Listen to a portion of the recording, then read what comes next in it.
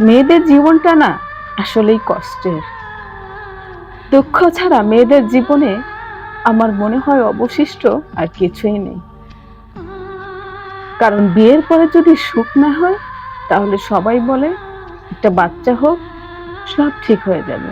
দেখবি একদিন তোর সংসারেও সুখ ফিরে আসবে। সংসার ঠিকই থাকে, বাচ্চাও হয়, কিন্তু তারপরেও যে সংসারে সুখ থাকে না।